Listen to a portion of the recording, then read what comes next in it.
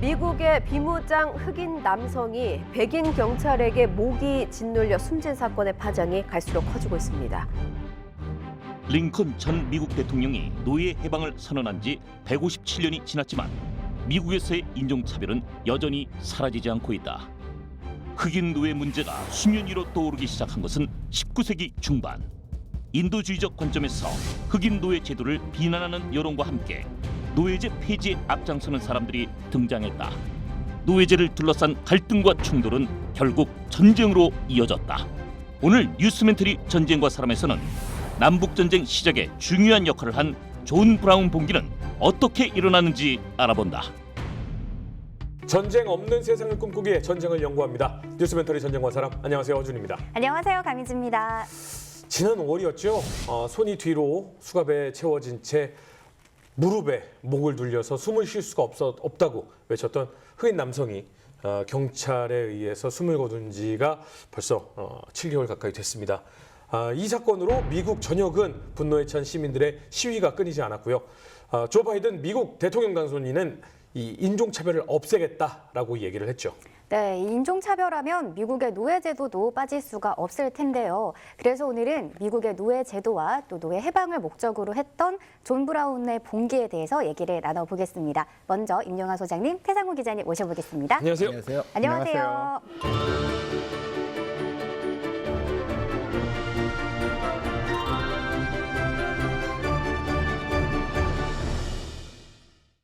아니, 제가 예전에 헬프라는 영화를 봤었는데요. 거기서 보면 흑인 가정부는 백인 가정부랑 화장실도 같이 쓸 수 없다. 막 이런 장면이 나와요. 흑인 노예제도, 이 말도 안 되는 이게 언제부터 시작이 된 건가요? 노예제도는 진짜 고대부터 있었죠. 그리고 아프리카 사람들을 노예로 잡아다 쓴 거는 그게 아마 그 로마 시대 이전부터 있었던 걸로 알고 있어요. 아프리카 사람만 아니라 원래 노예제도가 있었기 때문에 옆 동네 사람도 잡아다 쓰고 그랬죠.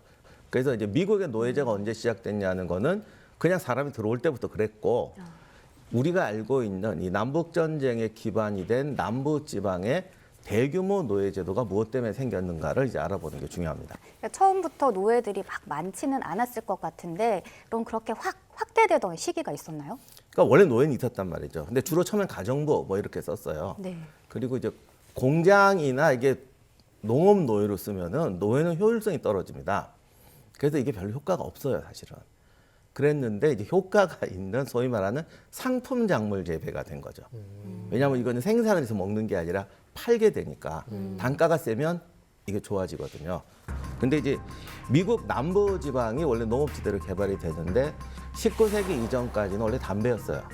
그러다가 이제 면화로 이제 옮겨가게 되는데, 우리가 아는 영국의 방직공업이 이제 막 하면 이걸 방직혁명이라고 그러는데, 그때 왜도 뭐 아크라이트의 뭐 방적기 이런 거 나오면서 확 생산량이 올라가잖아요. 그러니까 면화 수요가 폭발을 해요. 그런데 면화가 그 안에 뭐 저도 안 해봤으면 모르겠는데 씨가 그렇게 많대요. 네네네. 그거 제거하는데 시간이 너무 걸린다. 깨처럼 막 안에 박혀 뭐 있잖아요. 그렇죠. 그랬더니 그 휘튼이라는 사람이 기계로 제면하는 걸 만들어내요. 그 조면기라고. 이게 옛날에 흑인 노예들 1000명 내지 1500명 분량을 해쳐줘요. 우와. 엄청나죠. 그러면 노예가 해방이 돼야 될 텐데 그렇지, 노예 해방이 돼야죠 이제. 라고 생각하기 쉬운데, 그러니까 이 사람들이 나가서 이제 경작을 하는 거죠. 목화 따고, 그러니까 목화 씨 빼는 거는 기계로 하고 이제 목화 재배 쪽에 투입을 하게 되는 거예요. 목화 방적 기술이 발달을 하면서 가만 있어봐, 이거 목화를 이용하면 좋겠는데가 됐다가, 그래서 기계가 나와서 씨를 잘 빼게 되니까 그럼 니네 나가서 더 경작해, 이런 상태가 됐는데. 나도 어릴 땐 그렇게 배웠어. 방적기가 돼도 흑인들이 편해졌다고. 당연히 그럴 것 같은데. 근데 이제 이 목화 산업이 흑인 노예 산업의 중심이 됐잖아요. 근데 예전에 저희 어렸을 때 보면 톰이라는 이름이 굉장히 많이 쓰였고, 톰 아저씨의 음악 그래가지고 뭐 거기에서 진짜 먹을 것도 못 먹고 너무 힘들고 막 이런 그 일들이 그려졌잖아요. 당시 남부 노예가 숫자가 많았나요? 그 숫자가 정확히 모르겠어요. 그러니까 왜냐하면 아까 기자님도 얘기했는데 일단 애들 너무 많이 낳아. 그리고 이때 인구 통계가 좀 정확치도 않고요. 그리고 제일 문제는 19세기 들어서 목화밭이 확장되면서 급증을 해버려요. 수요가 있으니까. 네. 그래서 순식간에 해가지고 통계마다 다 틀리더라고요. 근데 수백만이 넘은 한 3,400만 된 건 맞는 우와. 것 같아요. 그 인구로 잡을 수 없는 게 사실은 그때 당시에 흑인을 지칭하는 단어 자체가 인구수가 아니라 이 재물로 잡았습니다. 그러니까 프로퍼티였어요. 내 재산. 자산. 네. 예, 자산이었기 때문에 이거를 정확히 뭐 인구 조사로 몇이다 이런 기록이 없는 거죠. 그리고 너무한데? 자산이 네. 없어졌다 생겼다 없어졌다 생겼다는 거죠. 그냥 정말 가치적으로만 봤군요. 그렇죠. 그 내 자산이니까 만약에 이 흑인 노예가 죽어도 뭐 누구 하나 그 사람한테 뭐라고 하는 사람도 없으니까 이 숫자가 정확히 파악되기가 힘든 거죠. 근데 노예는 그래도 자산이 있어야 노예를 살 수 있는 능력이 되잖아요. 모든 백인들이 다 노예를 소유하지는 않았을 거 아닙니까? 그러니까 요게 이제 혹시 남북 전쟁 드라마 같은 거 보시면은 남부 사람인데도 나는 노예를 위해 싸우는 것도 아니고 노예제를 지지하지 않는다 뭐 이런 말 하는 게 있어요. 왜냐하면 사실은 남부 사람이 다 노예 소유주가 아니고 남부 사람 1860년대 백인 인구가 800만인데 네. 노예 소유주가 38만 명 정도예요. 20분의 1밖에 안 돼요. 생각보다 그렇죠. 많은 네, 많지 많은 않아요. 백인이 가지고 네. 있진 않았네요. 그래서 노예 소유 가정은 한 4분의 1밖에 안 돼요. 오. 그러니까 또 소유라고 해도 이렇게 가정부라든가 이렇게 쓴 거는 우리가 잡을 수도 통계 잡히지도 않죠. 그러니까 그렇죠. 네. 뭐 이렇게 대규모로 데리고 있는 사람들을 치면 그 정도였는데 남부는 그야말로 목화 사회가 돼버려 가지고 사회를 이 백인 농장주들이 좌지우지하는 거예요. 어허. 그 저택 짓고 그 뭐 하얀 대리석으로 저택 짓고 네네. 지금 백악관처럼 생긴 거 오. 그런 사람들이 재력이 너무 큰 거죠. 아. 근데 사실은 그 바닥에 백인들은 흑인들만큼 가난한 자영능력이 되게 많았어요. 아. 그렇지만 이 사람들은 그냥 자기가 이게 먹는 것뿐이고 사회가 돌아가려면 뭐 물건도 수입해야 되고 가게도 있고 막 이래야 되잖아요. 이런 전반적인 거를 그다 농장주들이 장악을 하니까 그러니까 노예를 데리고 있지 않아도 노예제가 경영하는 목화 경제 속에 사는 거죠. 그냥 그게 없어지면 안 되는 거지. 네. 우리도 왜 그런 거 있잖아요. 우리나라 도시 중에 어떤 큰 공장이나 기업이 그 지역 경제의 4분의 1, 3분의 1을 좌지우지한다 그러면 내가 그 기업하고 전혀 상관이 없어도 그렇죠. 그게 그렇죠. 없어지면 안 되잖아요. 예를 들어 울산의 H기업 이러면은 그 기업 없어지면 진짜 울산 경제가 정말 위험한 그쵸. 그런 그렇죠. 느낌이잖아요. 그게 이제 남부의 입장이에요. 아. 그러니까 한마디로 모든 백인이 다 노예를 소유하거나 모든 백인이 부자가 아니라 가난한 백인도 존재했고 뭐 여러 가지가 있지만 중요한 것은 남부는 목화 중심의 경제가 돌아갔고 그 목화 경제의 중심은 전체 백인의 약 4분의 1, 뭐 20% 정도밖에 안 되는 백인들이 좌지우지했군요. 남부는 그렇다 칩시다. 북부는 그러면 노예가 없었나요? 북부는. 노예가 없었던 건 맞는데 네. 착해서 노예가 없는 게 아니고 네. 노예가 필요 없는 거였죠. 왜요? 북부는 원래 그 미국이 가만 보면 위도가 높아요 거기가. 네네네. 그래도 지형이 그래서 거기가 농사가 잘 안 된대. 네네. 근데 가보니까 저는 잘 모르겠던데 땅 넓기만 하더구만. 넓도 엄청 넓은데 그 정도는 넓다고 안 하나 보죠. 기후인가? 기후 때문에? 달려도 아니 달려도 내가 지금 책에서 읽으니까 네. 거긴 뭐 바위가 많고 좁아갖고 농사를 못 짓는다 그랬는데 내가 안 가봤으면 깜빡 속을 뻔했는데 그러니까 읽다 보니까 한참 넓더구만. 엄청 넓어요. 그럼 미국적인 기준으로 보면 농장이라는 게 그 우리나라나 아니면 이 아시아적인 기준이 아니라 비행기를 타고 한 2시간을 가야지 자기 농장을 볼 수 있는. 비행기로. 예, 심지어 네. 제가 미국 그 농장 지역을 그 여행을 할 때 뭐 톰네 농장 시작이라는 간판을 봤거든요. 네네. 한 3시간 반 정도 달려갔는데 톰네 농장 끝이라고 돼 있더라고요. 그러니까 농장이라는 규모가 그러니까 북쪽에 농장이 없었던 건 아니고요. 네. 미국 기준에 이 돈을 벌 수 있는 농장 규모가 남쪽만 하지 않았다. 이 정도로 생각하시면 될 것 같아요. 그렇죠. 상대적이었다. 네, 그래서 이제 산업화를 하게 되는 거죠. 그러니까 네. 사실은 산업화가 돈이 더 잘 되지. 그런데 이제 노예 노동을 투입하게 되면은 이게 생산성이 뚝 떨어져요. 산업화 인력의 경우에는 그렇죠. 그러니까 이거는 사실 목화 따는 거하고 수준이 다르죠. 그러니까 이거는 저기 노예 노동 갖고는 안 된다. 임금 노동자로 바꿔야 된다라고 해서 오히려 이쪽은 노예를 철폐하려고 하는 거예요. 오히려 노동제도를 폐지하면 인력이 많이 쏟아져 나오니까 그러면 이 노동자들을 더 많이 싸게 구할 수 있으니까 북부는 노예제도가 없어지는 게 오히려 낫다. 그렇죠. 이거는 어떤 가치나 사상에 의한 게 아니네요. 그러니까 토크빌이라고 프랑스 학자가 이미 그 얘기 했어요. 북부 사람은 착해서 노예제를 폐지하고 남부 백인은 악해서 노예제를 지지하는 게 아니라 다 백인에게 유리하기 때문에 그런 것이다. 아, 그렇구나. 북부에도 흑인이 없었던 건 아니고요. 흑인들이 있긴 있었는데 이 노예처럼 남부의 노예처럼 운영되는 게 아니라 임금을 받고 네. 이 노동 집약적인 일을 했죠. 그래서 남부와 북부 모두 이 노동 집약적인 일은 흑인이 했던 거는 맞습니다. 하지만 남부는 노예로 부린 거고 북부는 돈을 주고 인력으로 사용을 한 거죠. 또 북부가 좀 낫긴 하네요. 그렇죠. 네. 아니 그거 낫다고 할 수 없어요. 왜냐하면 실제로 그 돈을 북부 노동자가 받는 돈을 가지고 노예하고 비교를 하면 노예 생활을 하는 그 생활조차도 못하는 임금을 받는 경우가 많았기 굉장히 때문에 극소로. 어떤 게 더 좋다라고 얘기할 수는 없는데 그러면 이때 당시에 분명히 그래도 이 사회가 안정이 돼 있는 사회였잖아요. 노예를 위한 법, 뭐 노예법 이런 건 없었나요? 노예법이 있었죠, 당연히. 어허. 근데 이게 이제 노예의 그 인권을 유지하기 위한 법이 아니라 네. 속된 말로 노예가 잘하지 못하게 하는 법이죠. 그래서 이 권력, 이 계층이 권력을 목 잡게 하는 법. 그렇죠. 그래서 남부의 노예법이라는 게 재산 소유 불가 그 정도가 아니고 일몰 후에는 바깥 출입 불가. 와 뭐야? 이게 어떨 때 쏴 죽인다는 얘기예요, 이게. 진짜요? 그래서 나가면요? 아니 그런 거 나가면이라기보다는 이렇게 막 이렇게 뭘 돌아다니면 쟤는 분명히 탈출하거나 범죄자다 그래갖고 지금도 그런 때 있잖아요, 미국은. 그래서 그렇게 한다. 뭐 이 정도 이게, 뭐 이게 무슨 법이야? 네. 137단계 격리 뭐 이런 거는. 그렇죠. 그래서 당연히 총기 소유 불가. 그리고 이런 게 무서워요. 정당방위라도 백인을 때릴 수 없다. 그럼 백인이 공격하면 공격하는 대로 막고 있어야 된다는 소리네. 어머나. 그리고 더 이게 무서워요. 백인은 흑인에게 읽기 쓰기를 가르칠 수 없고 흑인은 백인을 상대로 법정 증언을 할 수 없다.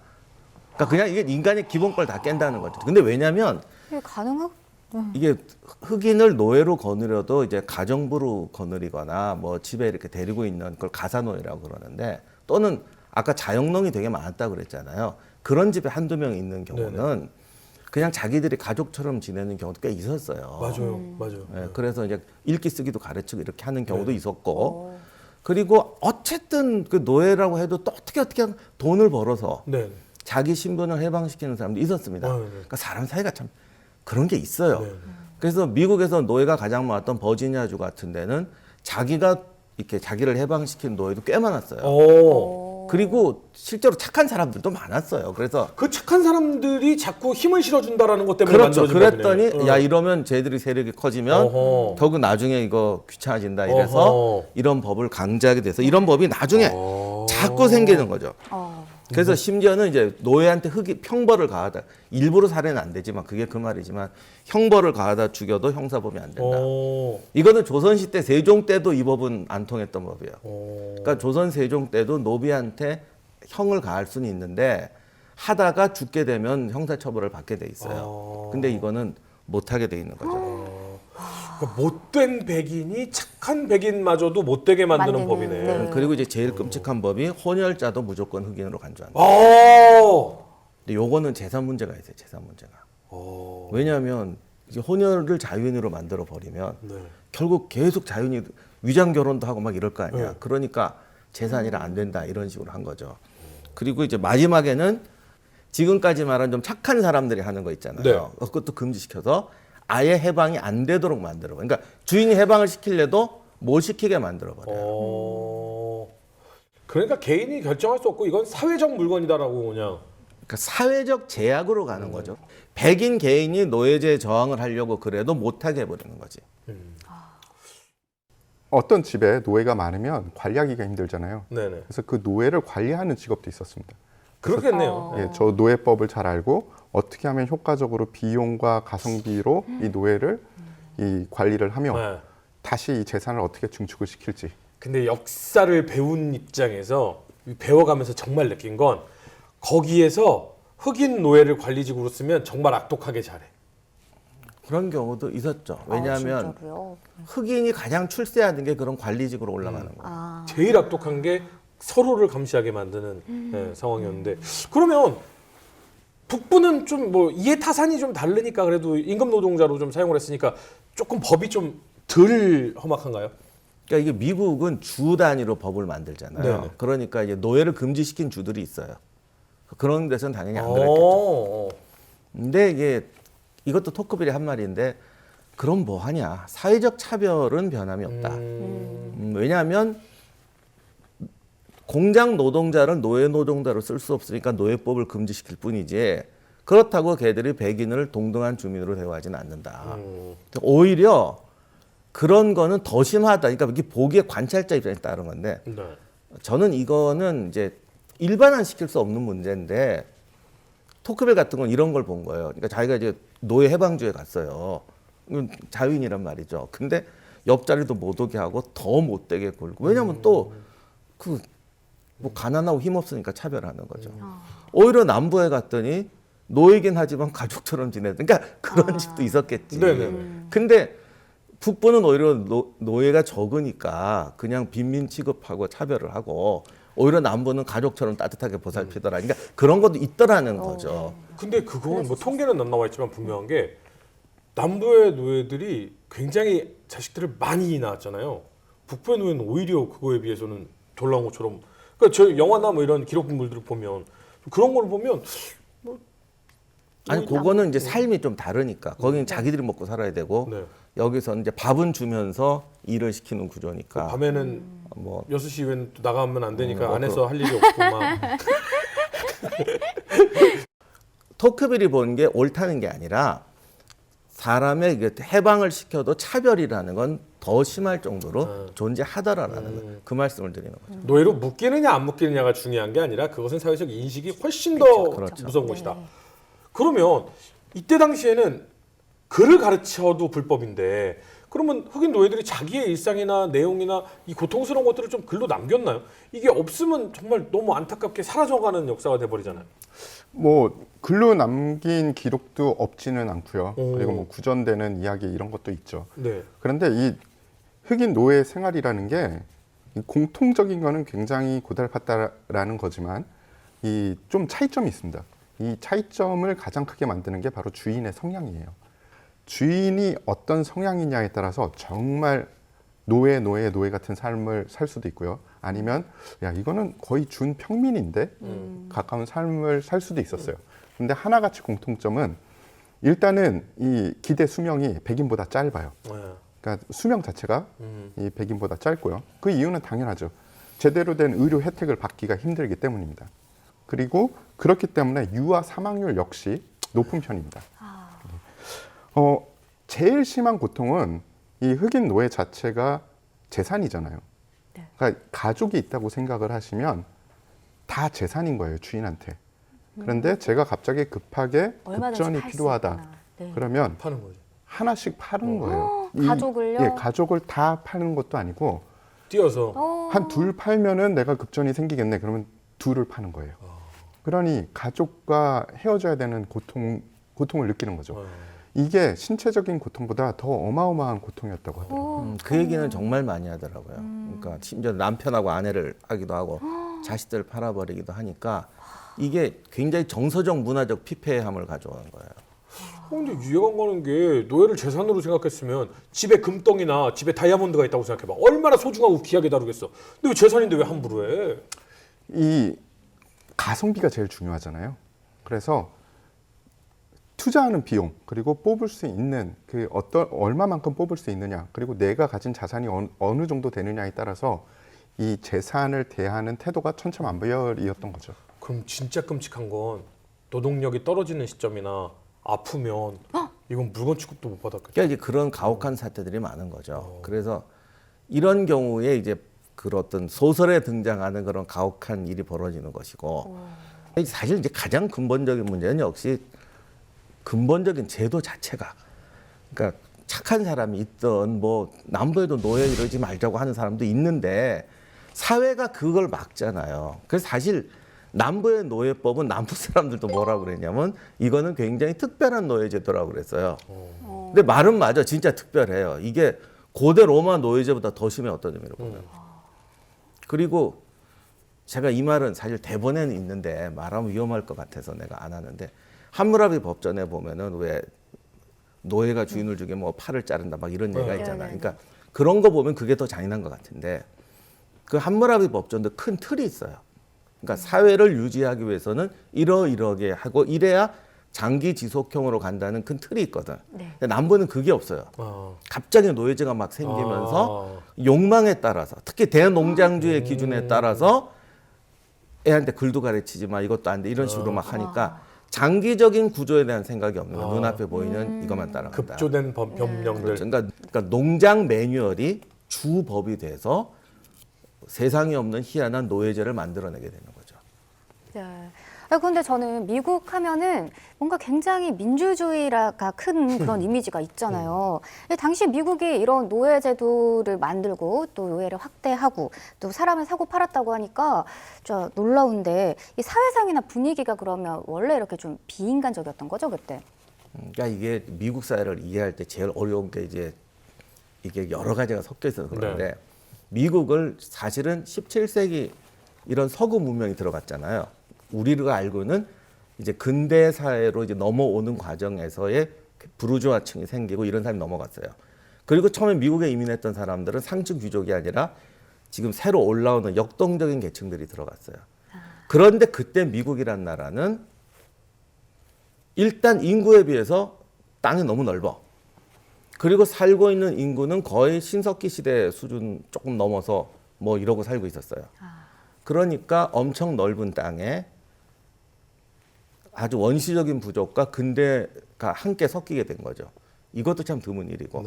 그리고 넓은 땅에 이제 유럽의 각국에서 이렇게 오는데 이 오는 사람마다 민족도 다르고 국가도 다르고 성향도 달라요. 그러니까 나무 캐던 사람들이 국가가 집단으로 오기도 하고 농경이 집단으로 오기도 하고 산업 도시 사람들이 집단으로 오기도 하고 이러면서 엄청 넓은 땅에 언밸런스한 문화가 쫙 깔리게 된 거죠.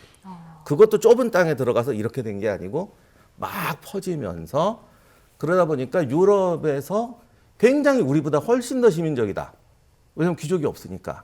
그런 부분도 있고 원주민을 만나서 학대하고 노예를 만들고 하다 보니까 로마보다도 더 원시적인 사회로 들어가 버린 이런 것들이 공존하게 되는 겁니다. 거기다가 면화가 갑자기 성장을 하게 되면서 네. 요즘 말로 하면 진짜 졸부 농장주가 된 거예요. 엄청났대요. 누군 뭐 2년 만에 뭐 1000에이커? 야, 이게 에이커라는 단위는 우리나라에서는 잘 안 쓰니까 에이커를 우리가 쓸 일이 별로 없잖아요. 보통 4에이커 정도 되면은 자기 그 땅 안에 사격장을 만들 수 있다.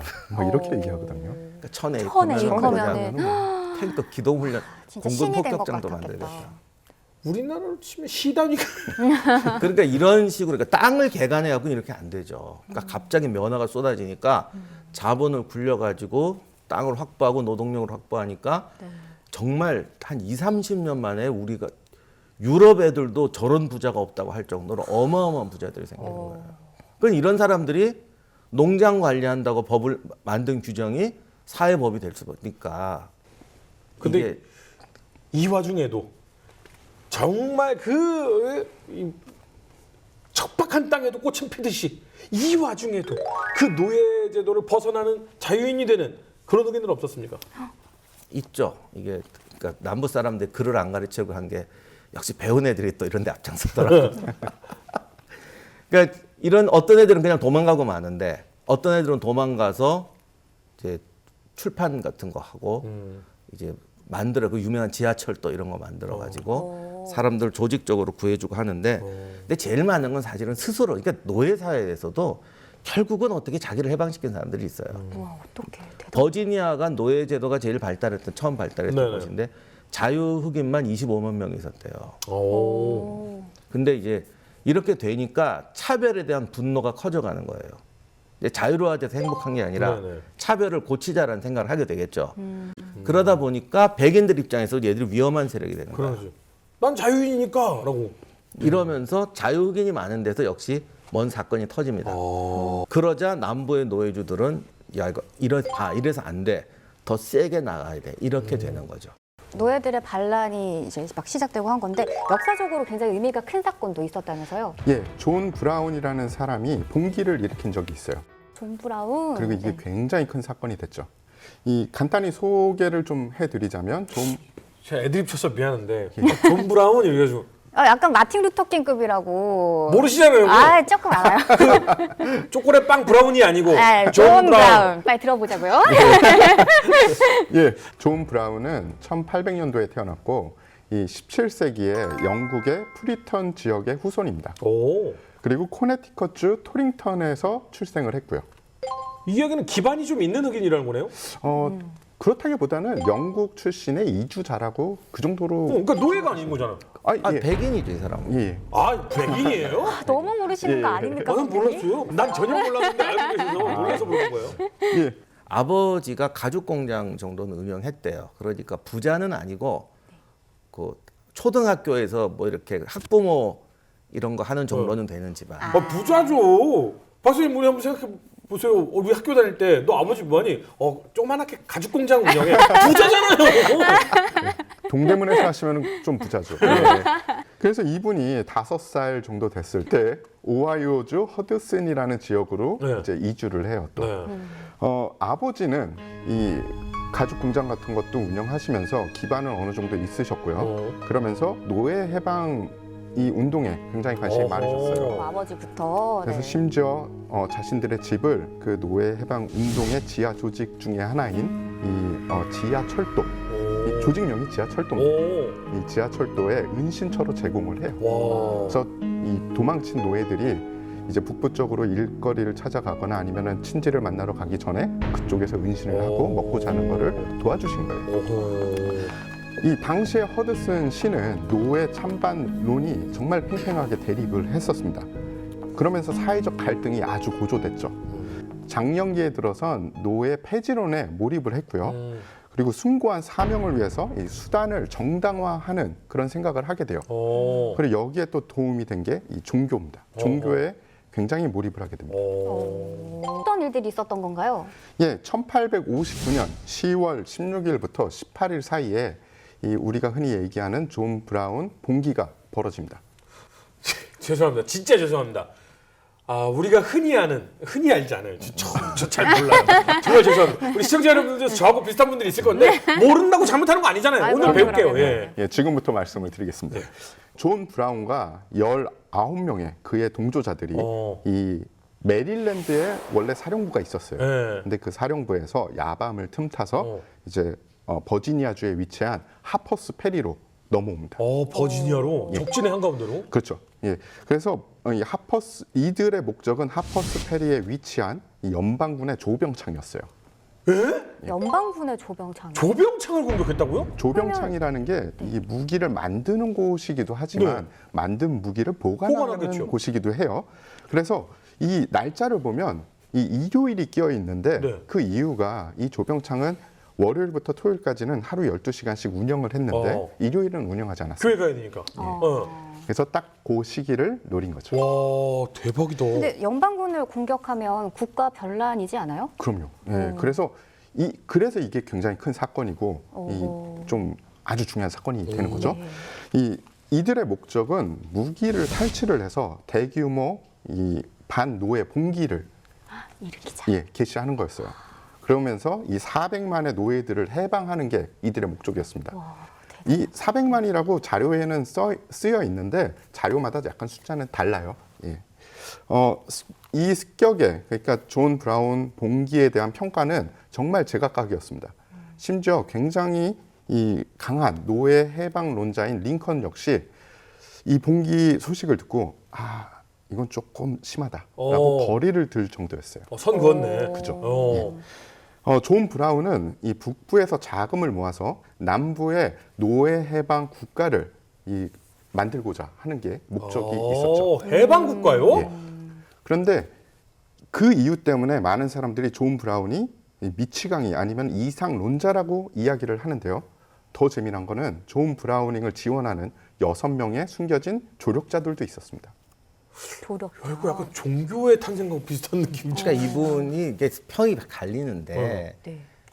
약간 과대망상 기질도 있어요. 어떻게 보면. 근데 그거를 숭고하게 보면은 뭐 앞장선. 가는 거죠. 그래서 사실 자기들끼리 헌법도 만들어요.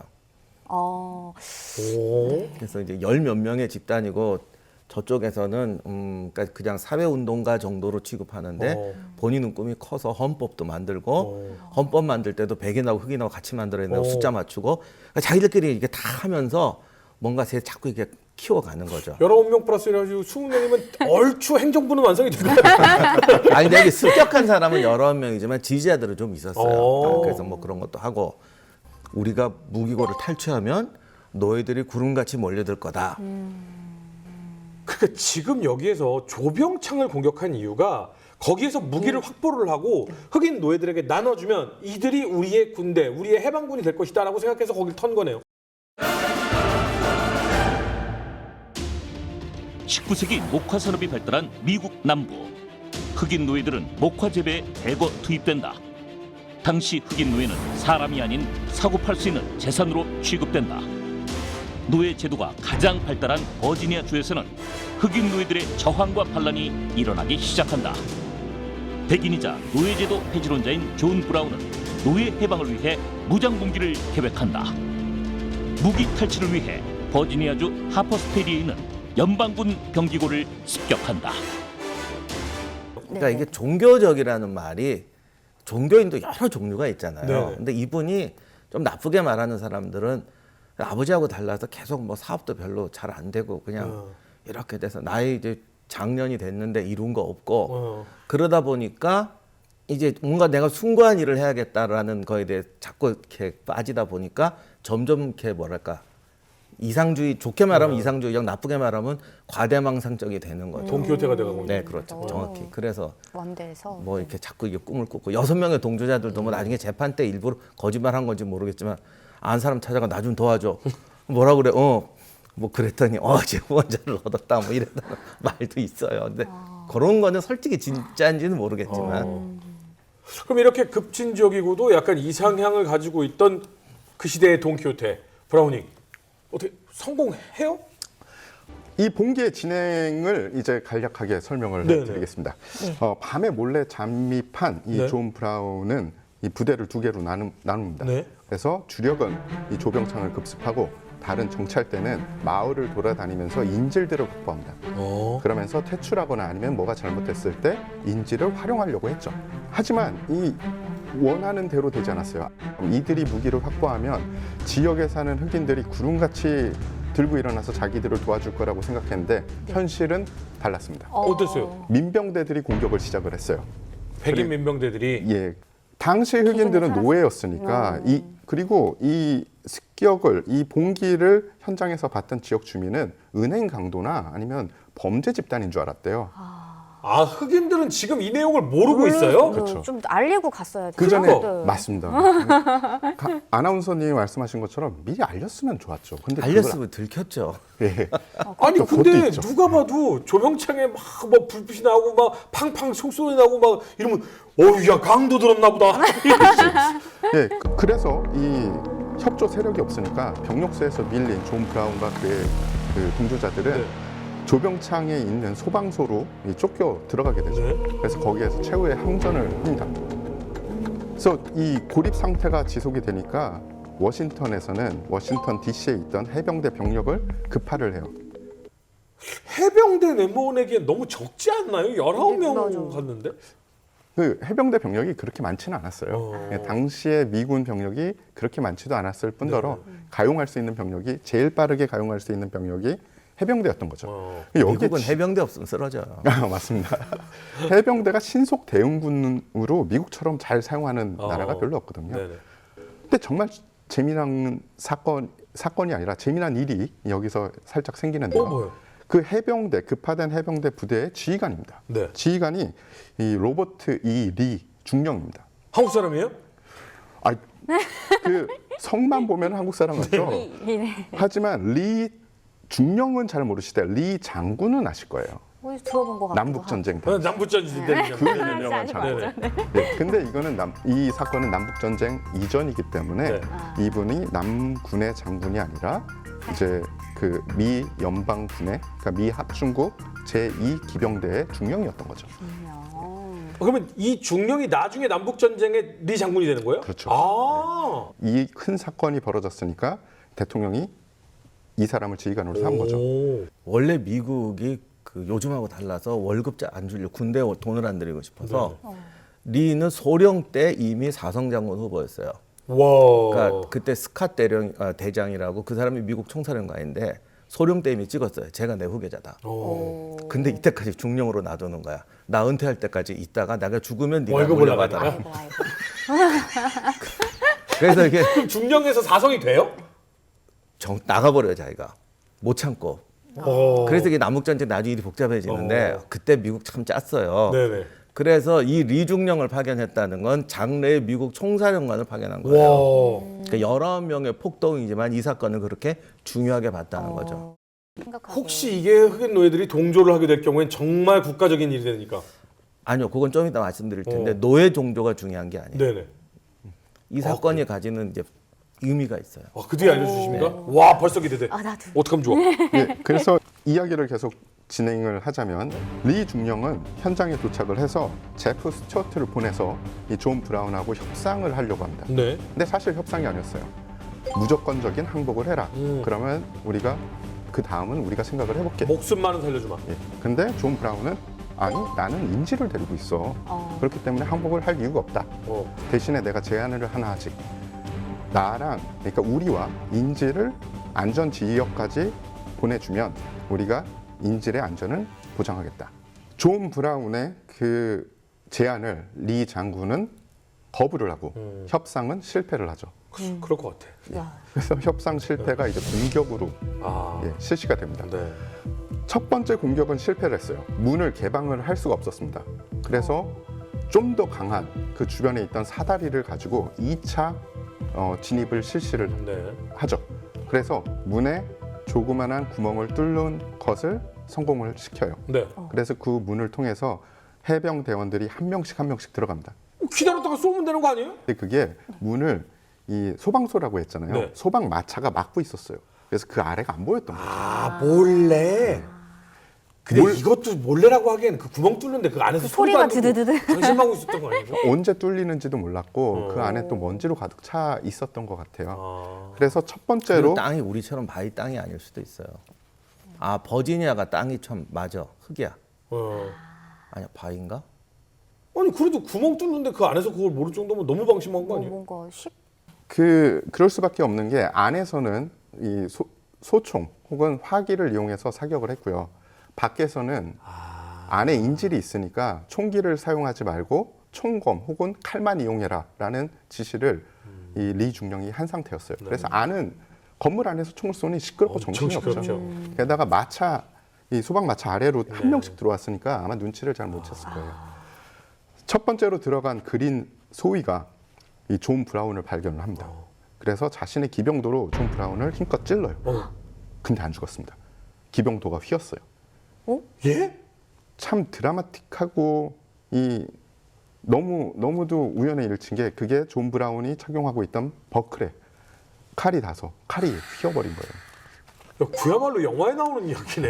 그러네요. 존 브라운은 거기서 죽지 않았죠. 그 이유 때문에 죽지 않았는데 소방서는 결국은 해병대한테 점령을 당합니다. 네. 그 과정에서 존 브라운의 동조자 2명이 죽고 그리고 해병대원 1명도 전사를 합니다. 이 전투 결과를 간략하게 말씀드리면 12명의 존 브라운의 동조자들이 사살을 당하고요. 존 브라운을 포함해서 5명이 이 포로가 됩니다.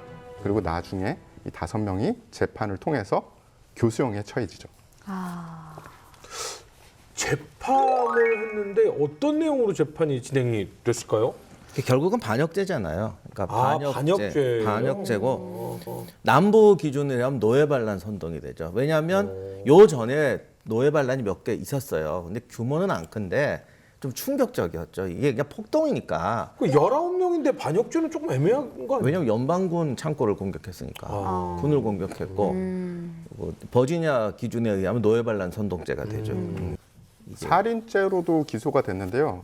이것도 너무 재밌어요. 그냥 인간에 대한 살인죄가 아니라 흑인과 백인에 대한 살인죄입니다. 첫 번째 제목은 백인에 대한 살인, 두 번째 제목은 흑인에 대한 살인 이렇게 나누어서 얘기를 하는군요. 이 와중에도. 그 법은 되게 의미가 있는 거예요. 흑인에 대한 살인죄를 적용했다는 거예요. 그러네. 살인이라고 했네. 오, 그나마. 네. 10월 27일 날 버지니아에서 이 재판이 벌어졌습니다. 네. 일주일간 재판이 이루어졌는데요. 이 백인 및 흑인에 대한 살인죄, 버지니아 주에 대한 반역죄, 노예 반란, 선동 등으로 기소가 됐고요. 브라운은 신문 자리에서 남부의 노예 해방 무장분기를 일으키려 했다고 증언을 했습니다. 이 재판에서 브라운은 자신의 행동이 기독교적인 원리에 정당하다고 반론을 했는데요. 이 재판부에서는 받아들이지 않았죠.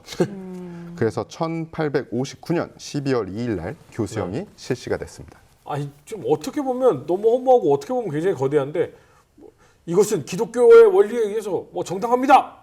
사형 이렇게 됐다는 거잖아요. 근데 이제 브라운이 그때 간수할 때 준 쪽지가 있대요. 오. 그 쪽지에 뭐라고 했냐면 이 죄 많은 땅은 많은 피를 흘리지 않고는 절대로 깨끗해지지 않을 것이다. 물론 이 말은 다른 뜻이에요.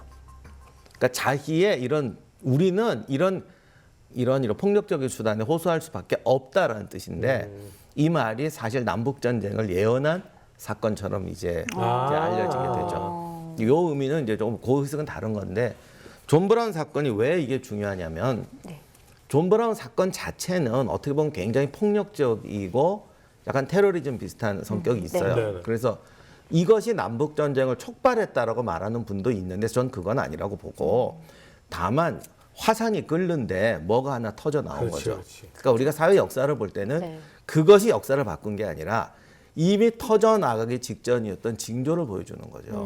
근데 존 브라운이라는 사람은 사실 좀 종교적인 광신이었고 종교적인 극단주의죠. 어떻게 보면 IS나 다 비슷해요. 그러니까 뭔가의 신념에 빠져서 이거를 해야 돼. 그리고 그것을 위해서는 수단 방법을 가리지 않아도 돼라고 하는 상황이 꼭 노예제 때문만이 아니라 미국 사회에서 이렇게 퍼지고 있는 거죠. 그래서 존 브라운은 하나의 그 상징적인 사건으로 의미가 있는데 북부에서는 이걸 해프닝으로 여겼는데 네. 남부에서는 이게 화약에 불을 붙인 것처럼 되는 거예요. 왜냐하면 흑인들이 이제 반란을 일으킨다는 네네네. 공포감이 있었는데 이렇게 되니까 이건 분명히 북부의 공화당이 사주한 것이다. 정치 공작으로. 네, 그리고 얘네들이 원하는 건 결국 이거다. 흑인한테 총을 쥐어줘서 우리를 죽이려는 게 목적이다. 목적이다. 근데 그 당시에 남부 백인 중에 문맹자가 50만이 넘었어요. 그리고 뚝뚝 떨어져 살아요. 이때는 지금처럼 이렇게 밀집해서 사는 게 아니고. 그러니까 이런 얘기 한마디 이렇게 소문처럼 훅 오면 이게 진짜 정말 사람들이 믿어버립니다. 그러면서 남부인들이 어마어마한 위기감을 느끼게 됩니다. 우리 목전에 위기가 왔다. 이거를 퍼뜨리는데 일조를 하죠. 그럼 흑인 노예들은 남부에 있는 그걸 알고도 그냥 가만히 있었던 거죠? 그 뒤에 이렇게 난을 일으킬 수 있구나 막 이러면서 동요된 게 아니고. 흑인 노예가 몇백만 명이라고 그러지만 대부분 농장에 이렇게 떨어져 살아요. 그렇죠. 총도 없고. 다 그냥 저런 일이 그러니까 있었구나. 그 사람들이 네. 자기들이 노예라고 해서 저쪽 농장 사람들이 우리와 생각이 같을 거라는 생각을 잘 못해요. 우리나라의 아랫마을, 윗마을도 1년에 몇 번 만나서 잔치를 하는데 거기는 아랫마을, 윗마을 한 100개쯤 모여있는 거리를 떨어져서 살고 있으니까 만나기 쉽지 않겠죠. 네, 오늘 과거의 미국 흑인 노예 제도와 또 자유를 얻고자 노력했던 존 브라운 동기에 대해서 얘기를 들어봤는데요. 저희가 무얼 좀 배워가면 좋을까요? 자, 내년 1월에 취임을 할 바이든 대통령이 학창 시절에 이 흑인 문제 그리고 인권 문제에 굉장히 관심이 많았다고 합니다. 어떻게 보면은 존 브라운 이 사람 자체는 백인으로 태어나서 인권에 대해서 그렇게 신경 안 썼어도 됐었어요. 충분히 안락한 삶을 살 수 있었습니다. 존 브라운에 대한 평가는 지금 현재도 굉장히 많이 갈려요. 네. 미치광이다, 이상론자다, 혹은 테러리스트다.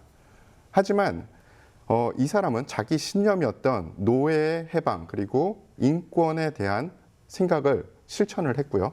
그리고 그게 단초가 돼서 지금 현재까지 이 미국 내에서도 인권 문제가 계속 제기가 되고 좀 더 나은 세상이 되지 않았나라는 생각을 하게 됩니다. 그러니까 사람은 결국 자기 앞에 있는 삶에서 더 나은 삶을 만들기 위해서 내 앞에 있는 부조를 해소해 가는 게 역사적으로 인간의 삶이고 삶의 과제거든요. 그런데 이런 그 욕구는 영원히 계속될 텐데 노예법 같은 경우를 보면 로마 시대보다도 더 근시안적인 제도예요. 결국 어떤 아무리 자기 목적이 정당하다고 해도 근시안적인 제도가 있게 되면은 그거를 또 대항하면서 또 근시안적 제도가 나오는 거죠. 그러니까 우리가 왜 흔히 폭력이 폭력을 부른다고 하잖아요. 그런데 사실은 집단 이기주의가 집단 이기주의를 부르고 근시안적인 제도가 근시안적인 제도를 이루는데 이렇게 되면 결국 폭력적인 충동으로 갈 수밖에 없어요. 그러니까 존 브라운의 행동이 정당했냐 아니냐가 중요한 게 아니라 이미 이 사회가 터져 나오고 있더라. 결국 사회 제도와 갈등이라는 것이 해결할 수 없는 수준으로 근시안적이 되거나 이기주의가 되면 그 다음 결론은 브라운 말대로 피를 부르고 피로 씻는 방식으로 갈 수밖에 없다는 것이죠. 그래서 우리가 법과 제도라는 것이 사회 갈등을 완화시키고 장기적인 갈등이 터져 나오지 않도록 하는 게 중요한데 이 노예제도라는 것은 남부 사람들 말대로 세상에 없던 근시안적인 제도가 되면서 미국 전역을 피바다로 몰아갔죠. 네, 이 세계 곳곳에서 갖가지 인종차별에 대한 가슴 아픈 소식들이 들려오고 있습니다. 여전히도 앞으로도 많은 시간은 걸리겠지만 다르다는 것을 그 자체로 받아들일 수 있는 날이 오기를 바라봅니다. 저는 뭐 여기서 이 미국의 많은 인종차별을 반대하는 분들의 시위가 있었잖아요. 근데 왜 거기에서 우리 한인들의 가게가 피해를 입었어야 할까요? 저는 그건 너무 안타까운 일이라고 생각합니다. 좋은 취지는 당연히 우리가 받아들이고 앞으로도 좋은 세상을 만들기 위해 노력해야 하지만 그 가운데 있는 이 취지를 퇴색하게 만들어버릴 수 있는 이러한 행동들은 근절이 되지 않을까라는 생각이 듭니다. 다음 시간에는 좀 더 재미있고 즐거운 이야기로 돌아오도록 하겠습니다. 시청해주신 시청자 여러분 감사합니다.